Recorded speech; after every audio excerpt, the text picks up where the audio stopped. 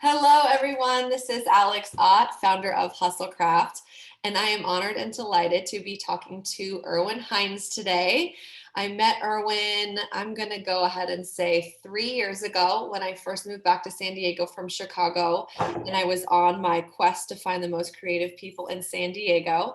And to this day, I consider him the foremost leader in creativity in San Diego, and I'm honored to be able to hear more about his story and his pivot, where things went and where things are going. So, hello, Erwin. How are you? Oh, thank you for having me. I am doing very well today. And honestly, I'm humbled by everything you just said. So appreciative. Well, you have your hands in so many different industries, and at your root in San Diego comes from the agency life. And within that, there's so many industries. So that's why I consider you so highly, because you're not, first of all, a one-trick pony, but also both in the agency life and the exposure you have there to the different creative businesses, and then outside of the agency life. So let's talk a little bit about what you're doing outside of agency life, since those, I think, have been a huge part of your 2020 pivot. Of course. It has been a wild ride over this past year. Yeah, it's almost like a Yeah. year. Um, when, or even like prior to George Floyd being murdered, and then the re-sparking of BLM, and I hesitate to say like re-sparking because it's always been here, Right. but sort of all eyes being focused and everybody really listening and being tuned in because of COVID really forcing us to be tuned into what's happening in society. Absolutely. Prior to that, even outside of my day job as a creative director and at an agency, I was heavily involved in community work through a series called Crafted that really utilized the power of hospitality and food and art and space to create connection and foster empathy between disparate groups of people, just by creating space for a single or a simple conversation. And so due to that, or with that, we had to begin to even concept, me and a group of my friends, which we then became Open Gym, we had begun to concept a few restaurant ideas that were really rooted in the same idea of how do you create space that fosters empathy and allows us to carry forward a dialogue that tells the story of different cultures, right? And creates a safe space to have that conversation. And then to me, that really began to turn my lens on the power of design and what design can truly do. And I mean design with a big D, not design in a siloed space, i.e. like digital or just print or just these individual things, but design as a way of thinking, as a way of maneuvering, as a point of view on the world, and incorporating different spectrums of design. So interior, architecture, industrial, graphic design, branding, the theory of branding, and all of those things, and harnessing the power of those to actually help shape community and society for the better. And so that's what Crafted did for me. It like really opened my eyes on like, oh shoot, we're doing a dinner series, but the reality is like we're doing so much more Right. than just serving food. It's really this space that fosters empathy. Right. And for anyone watching from a bigger city, that may seem like something maybe they can relate to. But I think for anybody here in San Diego, it was sort of like a first, just with the people you were curating. There were so many layers to it, like you said, art, food, design. So I just have to say with like an asterisk that like in San Diego, maybe to somebody in Philly or Chicago or New York, it's like, well, yeah. But here, that's why I think I was so attracted to like who you are as a person and as a creator, because at your core, you see things in that multi-layer dimension that not, everyone is on that level. And I was gonna say, I think coming from some of those cities, so I grew up in Cleveland, went to school in Maryland, and then spent some time in New York, spent some time in Philadelphia, spent some time in Pittsburgh. And what I loved about the energy of those cities, and this might be particular to me, I never really hung out with other designers or graphic designers. I was always surrounding myself with energy that matched my energy. That didn't necessarily mean I just had to be with designers. That meant I Right. could hang out with architects, I can hang out with accountants, I can hang out with people in finance. And that to me expanded how I looked at the world. It Mhm. added dimensionality to my being and to my perspective, which then in turn reflected itself in what I created, right?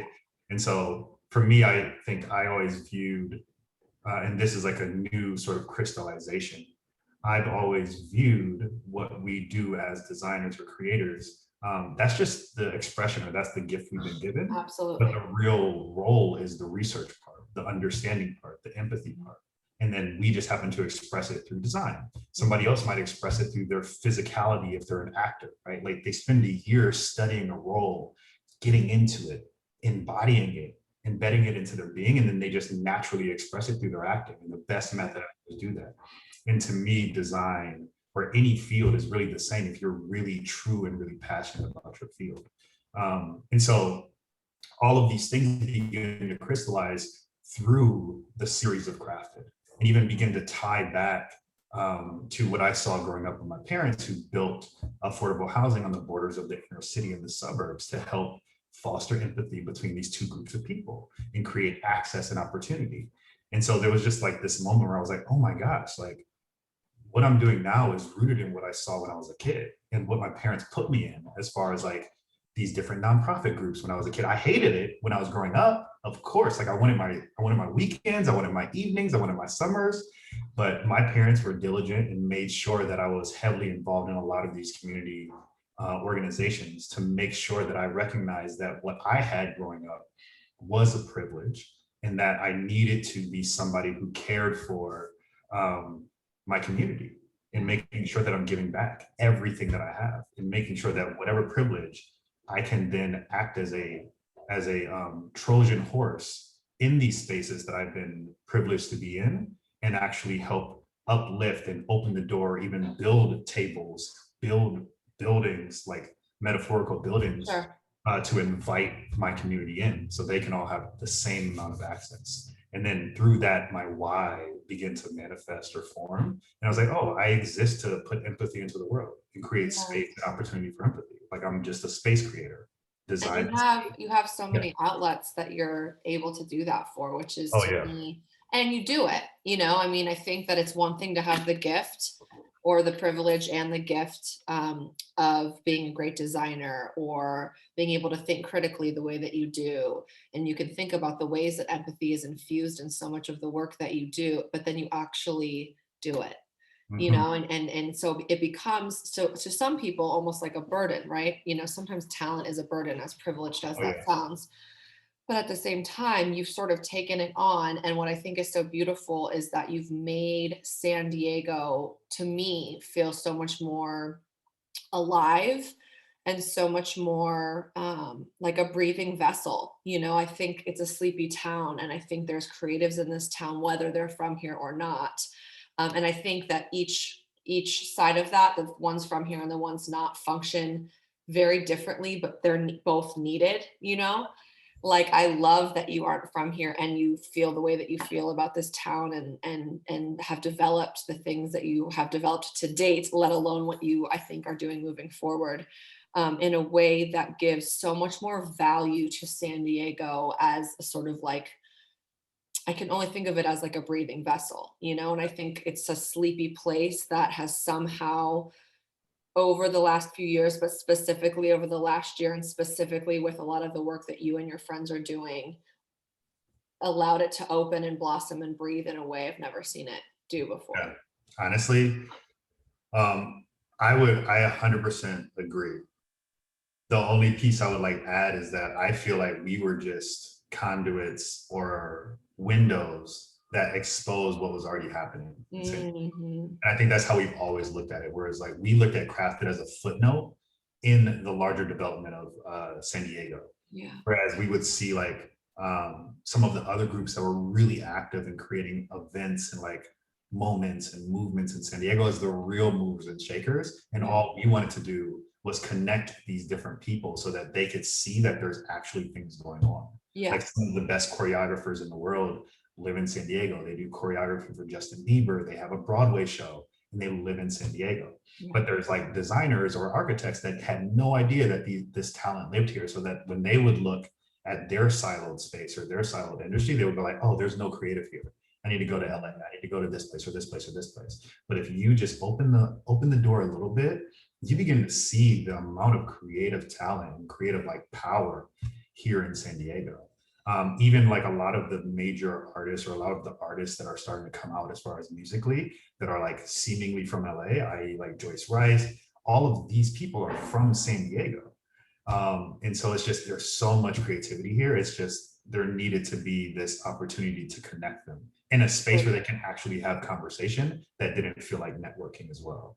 And so, yeah, I would say like the stuff was already happening. And then there was even, obviously, I just want to shout out like Jim Standard, what Edwin Nagato is doing, and Julian, what Jim Standard was, now Swish Projects, amazing, like creative powerhouse that fostered an amazing little creative, amazing creative community in North Park, just from that one store and that one little like sort of creative hub. And you see a lot of those youth beginning to create their own things, right? Yeah. And so I just think we are about to like go through like this creative boom because more people are focused on it now.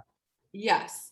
And I think out of the pandemic, a lot of people also wanted to become the conduits too. And I think you made such a great point that there's always been creatives, but what was actually lacking was connecting the South Bay creatives with the North Park, with the Barrio, with the North County. I mean, they're all there, and you can see it in the artwork and the street art and the fill in the blank on how you consume it while you're just out and somebody who doesn't really know the gritty details in between, right? Yeah. But there is a need for, and I still think there is a need for, because there's, it needs to look different over and over again, a need for these sort of homes that connect the different groups. Yeah. That's where the rise of a lot of your projects has come from. But also I want to shout that there's still like a need for more people to be doing that. Yes, yes. And I think one of the other things about San Diego is there's a lot of amazing creators and they're all really humble. That's what's so beautiful, is like people are really open to collaborate, really open to work with one another, open to sharing information. At least that's been my experience. I'm sure other people have had different experiences, but they also don't yell about how amazing they are. They're not like braggadocious about what they do. And I think that's also like a double-edged sword. Creatives in LA brag about being in LA, being from LA, and like all of the dope stuff that they're doing, even if they're not that dope. Yeah. And it's like, or even the shit's not that dope, right? Yeah, they just like brag. Same thing about New York. Like they will rep New York and talk about how amazing New York is and how New York inspired their creativity. But in San Diego, we don't do that. And I think that that's one of the things we need to begin to do. I agree. And I think with a lot of the projects that we're working on with Future is Color, with these videos and the merch drops and all that stuff, is to really expand and like put it out there into the world. And it's bold, but root it back, and like, we created this in San Diego, and it came from the lens of San Diego that helped open my eyes and gave me creative voice, or space to have a creative voice. Right. And during a time of isolation, what better place to have possibly lived than, and so it's so funny that, and I think a lot of times the lack of like shouting from the rooftops that we're in San Diego is because of for me, I'll speak for myself, is because of the lack of diversity here, or at least seemingly, right? The seeming lack of not just diversity in humans, but in culture, in art, in music.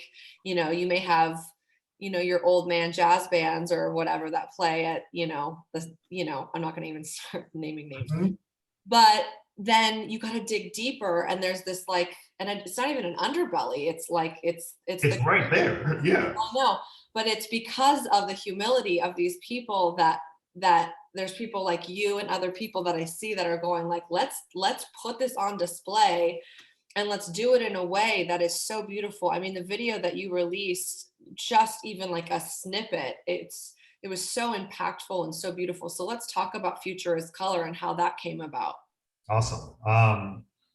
So yeah, it's just a continuation of the story that I was talking about, which was after George Floyd was murdered, I, as a Black man, was really trying to figure out my own feelings and my own emotions. Like that was really hard as a Black man, especially a Black man without a strong Black community in his locality, which is San Diego.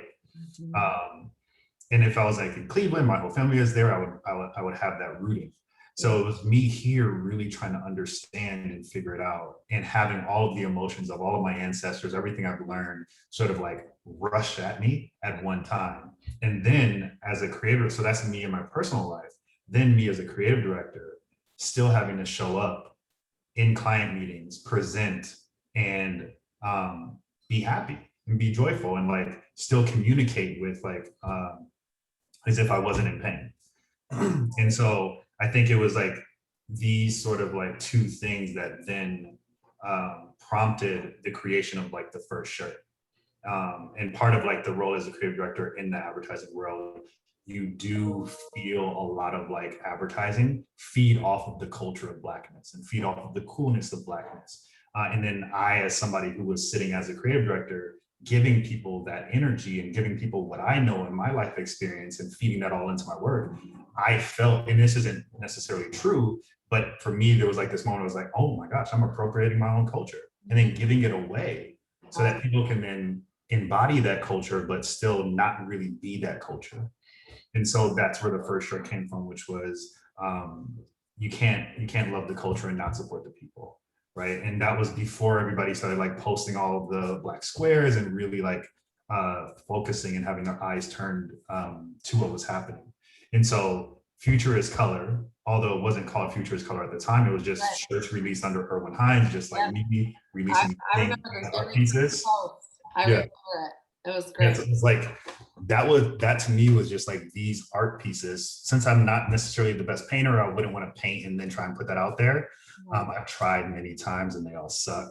Good at everything. It was like through crafted because we made t-shirts every month as like handouts to everybody, and then they ended up becoming something people wanted. They had a bunch of copy on them and they reflected a theme.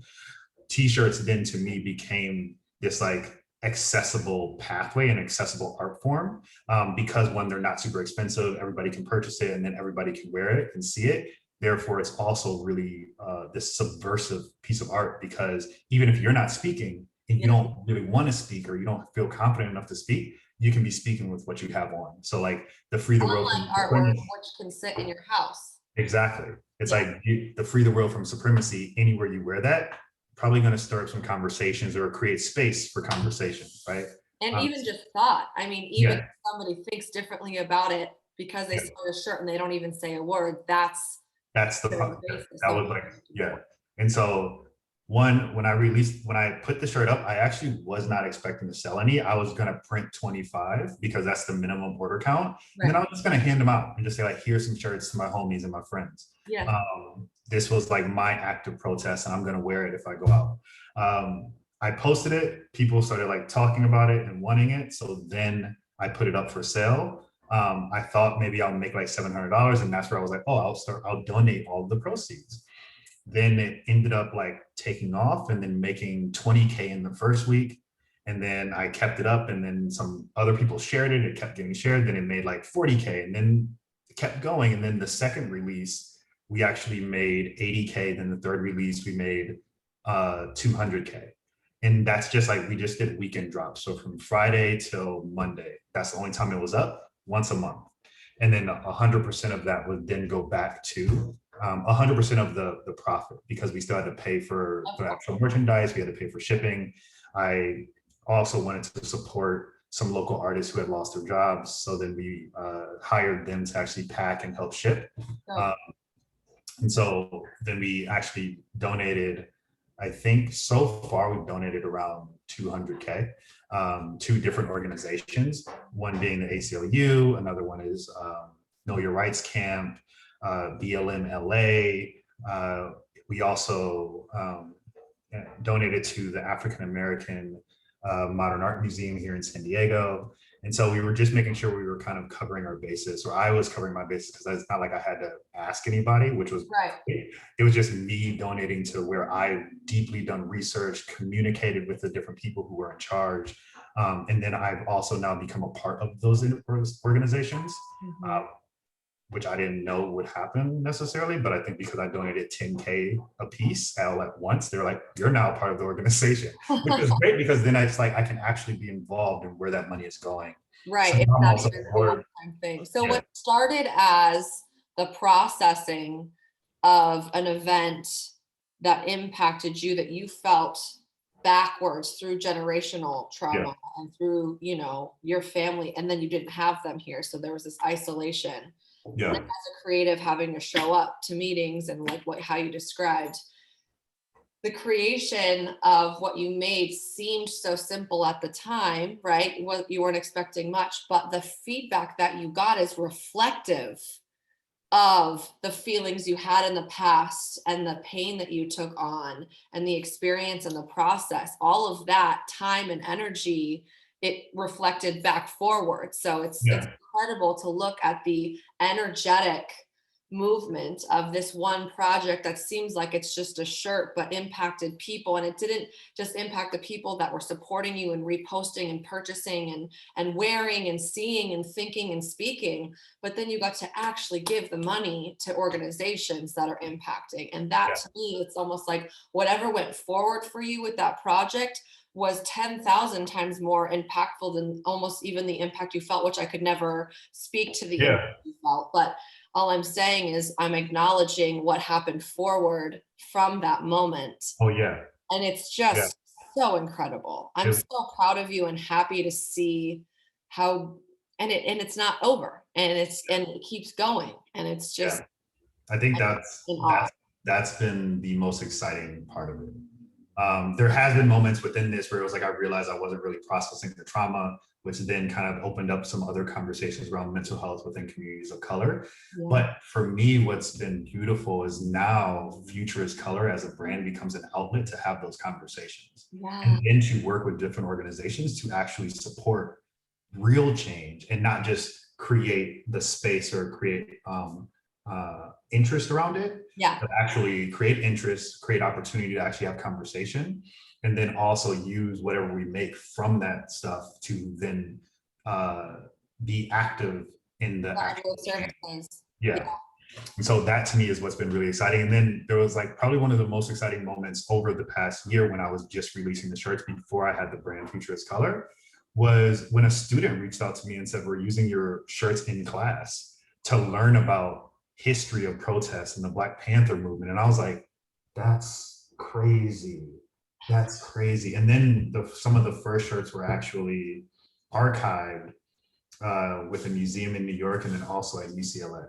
And so then it became like this crazy moment, because one of the things I've always believed is that art is a window, or should act as a window into the current state of society. So it's a timestamp or a bookmark, right? So you should be able to look at art and say like, this is what was happening in that time.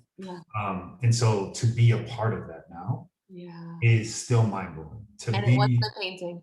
And no, that's what's so crazy. To have a t-shirt as a piece of art has just been really amazing. So then through that, I also know that when I tell my story, it's rooted in a deep understanding of who I was, because my parents provided me with not only the opportunity for community service and all that stuff, but they also provided, and I figured out that it was my aunt who gave me these books monthly, but they talked about Black people who weren't just Martin Luther King, Malcolm X, or Harriet Tubman, which obviously are all amazing, but it hit on some of the more nuanced stories of other Black influential people who aren't always talked about. So I realized that I passively was learning about and being guarded with my own history, which then gave me the opportunity to write my own future and create my own future, because I wasn't necessarily swayed by, is this what Black is? Is this what Black is? I was like, no, Black can be all of this, because I've been taught that Black can be all of this. I don't have to be one thing because I'm Black. And so understanding that and understanding the power that I feel like that gave me, I then wanted to create something similar for Black and Brown youth to root them in the power of their story. So Future is Color was actually at first a collaboration with the local school district in Sandusky, which is a school system in Ohio, or a city in Ohio. Sandusky, or the local school district in Sandusky, the NAACP of Sandusky, the Boys and Girls Club of Sandusky, and then also working with the public library system in Sandusky. And it's a 6-month program that actually has around 10 to 20 kids flowing through it at any given time, where they're just given space to learn about Black and Brown history that you wouldn't learn in school. And something as simple as that can then again root them in the power of their story, so that as they move forward, they understand that their story matters. Because a lot of times when these kids are going through school, they're not taught about their story, they're not taught about their heritage. And then if their parents don't have time, they're still not taught about their heritage or their story. And so as they move through out of that space and into other spaces, they feel like their story doesn't matter, or they've been told by the world. They might not say that outwardly, but they've been told by the world and by the system that their story, in turn, they don't matter. And so for me, creating this space to show them that their story matters, and in turn, they matter, and in turn, not only do they matter, but who they are is so powerful that brands try and feed off of it. So recognize your power, and as you move through these spaces, own that power and stand in that power. And so Future is Color initially was that program. We still have that program. It's just called Elevate Your Voices, or Elevate Our Voices, because as the new year came around, I realized that I wanted to do something different. I wanted to maneuver in a different way. I had found so much fulfillment in donating and supporting and creating these opportunities for conversation, and the conversations I was having with people outside of my day job. My day job was still cool, still doing great work, but the conversations I was having around social change and systemic change and changing the actual system that was there became so much more meaningful and so much more powerful and so much more fulfilling. And when I was sitting in these spaces that weren't in like big, beautiful rooms like I have at the agency, we weren't sitting in rooms with Google, but we're sitting in rooms with just like the Brown Berets. We're sitting in rooms with just like the local AAPI community. I felt like that's where I was supposed to be. So from that, not only do we have Open Gym that's opening restaurants and highly involved in community work, I then started Future is Color and actually made it an LLC and just begin to figure out what that even is, what that means. And so over the course of this year, it has been really ironing out what Future is Color as a brand and as an organization is. Right now, it will be a solo practice and expression or space for me to operate and create these stories and function within these stories and collaborate with different people, obviously. Right. I was going to ask you, is Future is Color as it stands right now, you with the help of collaborators? Yeah. So I like that for you, though. one of my key collaborators is Jam. So he's like long-term friend. We started Crafted together. We are partners in Open Gym together. And then I think he is my yin to my yang, or I don't know how to say it. He is like other half, baby. He's my other creative half. Like, Yeah. So it's like we work really well together in the creation of opportunity and the creation of space and story. And so with Future is Color, he is gonna always be there with every single project. But yeah, it's a solo practice and a space for my creative collaborations. But more than that, Future is Color is a platform for stories. And it's going to be sort of this ever expanding collection of artifacts being film, podcast, media, photography, etc., garments, but this ever expanding collection of artifacts that serve to highlight the universally impactful stories of BIPOC communities, but then to also create safe space to actually have those conversations around the different topics that we're hitting on. And so this like first short film is like our first foray into like creating this little world. So you've just been giving people a little taste of what's going to be something longer feature. Oh, yeah. I mean, that's the goal. Yes. I definitely want to create something that like lasts and stands the test of time for sure. Well, I mean, specifically for the feature, but what I see the common thread of all of this time that you've spent during your, for the sake of bringing it back to the name of this interview, the pivot, the thing, the thread that I see the most is that one, there's no one definition of expression in the way that anyone expresses themselves, and kind of looking within for the forms that feel best to you and then providing spaces for that. It just seems like there's a continual opening of new spaces and new forms of expression, not only for yourself, but within those for others. And the great thing is you don't have to define what future is color is, because it will continue to take on form. So even if you say we're archiving within that one, Oh yeah. there's going to be archives of film and Yeah. archives of art and archives Yeah. of speech and Yeah. so many different mediums. And same with going into, every other. And that's why, when in the business, we put the business hat on, what are you? Who are you? It's always this sort of like, put it in a box and serve it. And what I liked is before we recorded, and I said, I can't even give you a title as we interview you because you're changing so many things. And you said, I think I kind of want to be nothing and provide everything. And I think, did I say that right? I don't want to. Yeah. No, I mean, that is so true, because I think over the last year, I realized that I'm in a state of becoming. Yes. And that state of becoming will never end. Yes. So why should I define myself by creative director, artist? Because people have started to call me philanthropist because I'm giving, and I'm like, oh, I really don't like that. But it's like, if I'm all of these things, then I'm just going to be nothing, and then just be somebody who creates space. Yes. Everything I do is just going to be to create space. And I think futurist color is just a direct reflection of my creativity. Right. It's just to house my creativity, because I don't necessarily want to be defined by my creativity. So futurist color sort of offsets. Yeah. Puts it all on that brand. Well, and I must say, when you're talking about how humble people are here, you're, being humble, because I want to say that in order for a human being to be self-aware and emotionally educated enough to create the multitude and complexity of spaces that you're creating takes not only a tremendous amount of foundational work that was clear in what your parents gave you, but also an insane amount of work on yourself to be able to continue to provide those spaces. So I want to applaud you for the human being that you are, because I'll give credit to mom and dad all day, but also the amount that you're thinking and clearing in order to create more space and ideas for the businesses and the creative endeavors that you have that then impact times 10 is profound.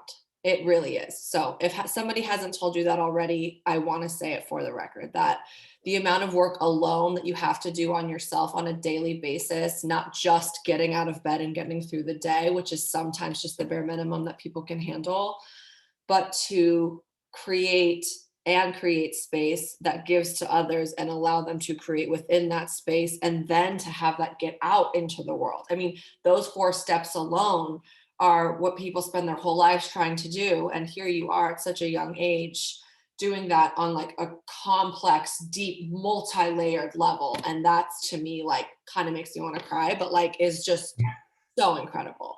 Oh my gosh, thank you so much. I feel like one, I needed to hear that today, because it does get heavy. Yeah. And I think even for me, like I was saying earlier in the call, for me going through all of those things and realizing that I didn't actually take time to heal and really process things, I was just creating shirt after shirt after shirt that was about conversations that I was having with myself and all of that, but I didn't just pause to take that time. And then that began to open up conversations around mental health. And then to me, that began to open up conversations around patriarchal masculinity.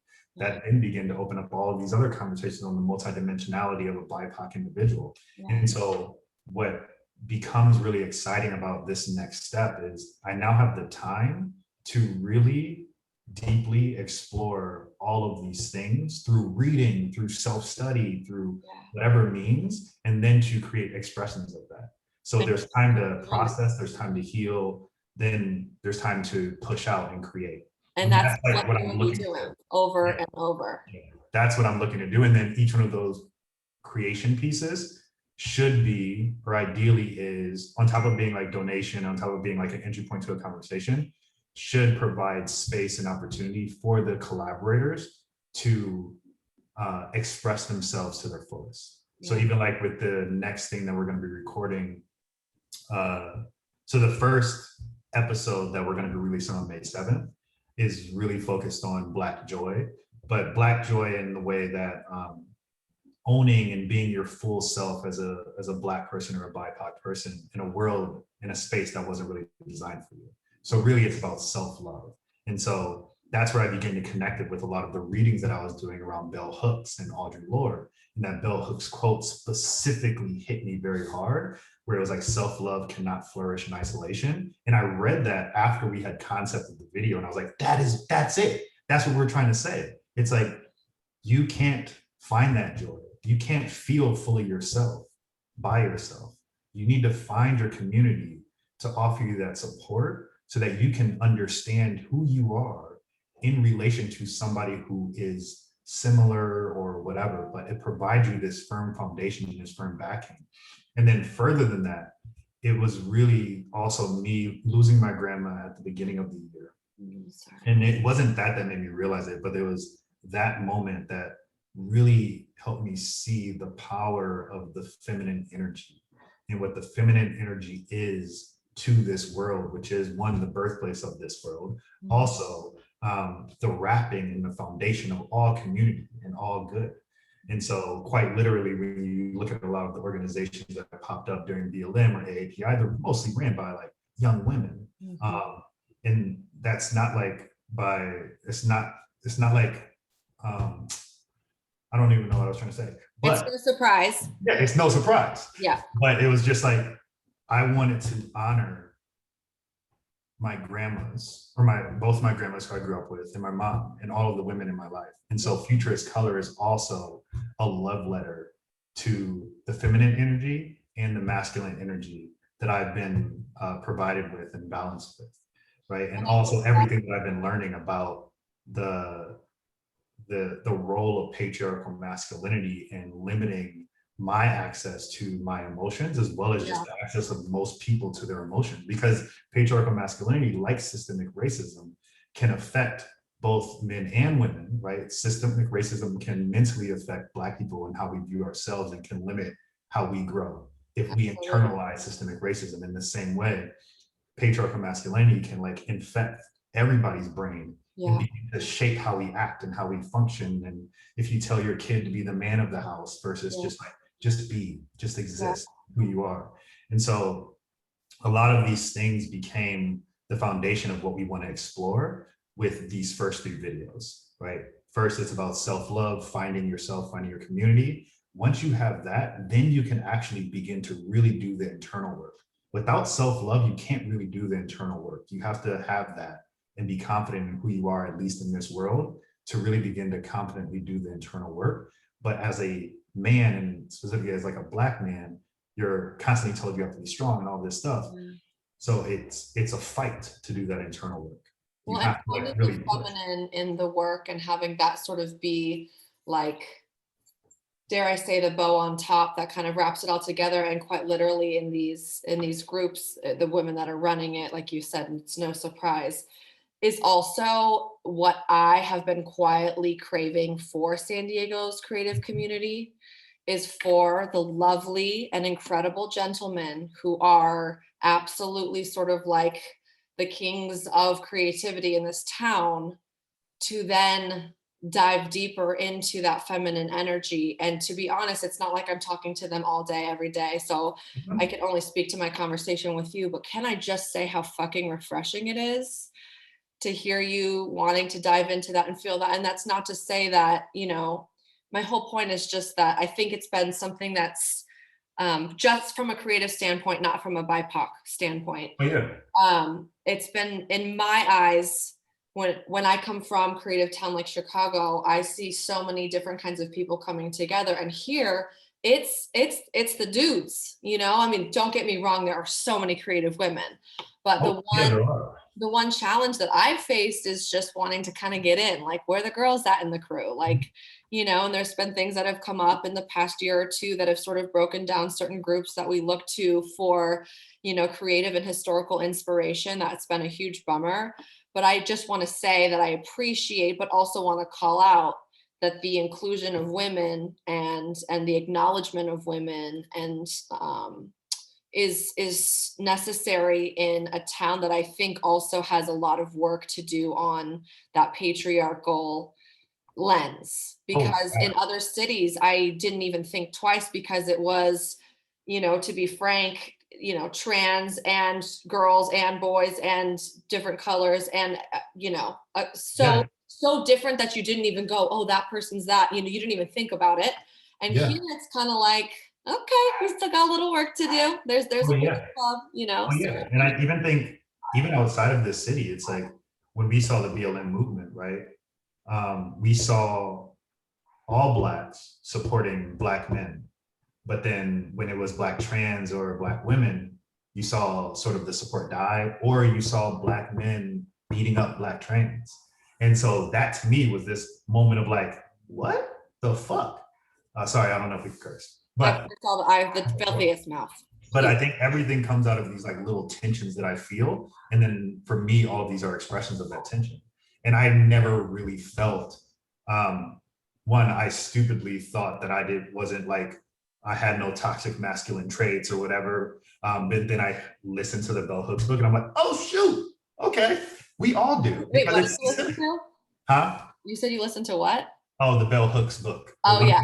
Books. And it was like in that was like the first time I realized that patriarchal masculinity is the same as systemic racism. That I realized that it was like truly this thing that revolves around everything and has created everything. And so I saw it just as complex. And that then became this tension that I needed to not resolve, but explore within myself. And then everything I'm exploring within myself is going to then be expressed. It was like it's being released.